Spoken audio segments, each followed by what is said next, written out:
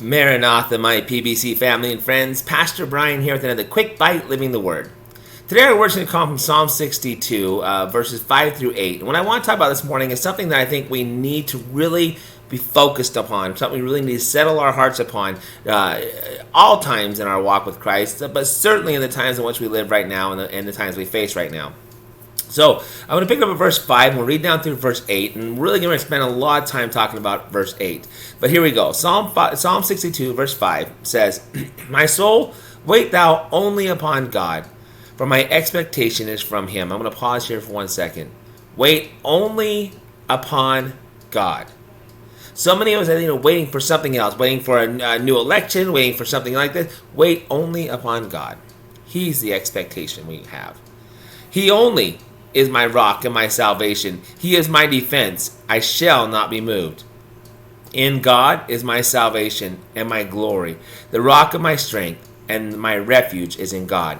So just real quickly about those two things right there, I want to point out something twice in a row. The psalmist mentions how God is that rock. He is that foundation. Like we talked about yesterday, what are you settled upon? What are you focused on? What is your expectation? What are you waiting upon?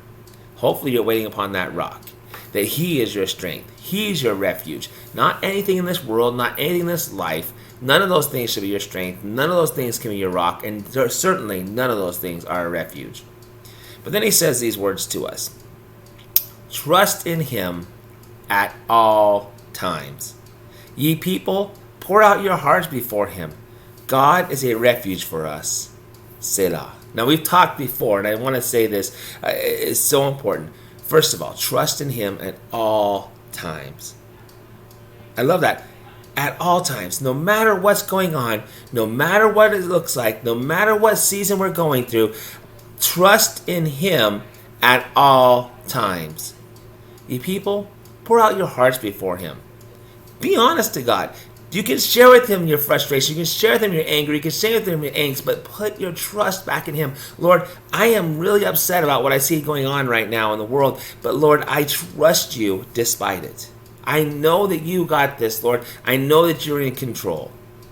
Pour out your heart before him, because God is a refuge for us. I love that idea. Again, that refuge, that place of hiding. And then, to close this little section, a word we oftentimes just read and don't think much about, but is so important.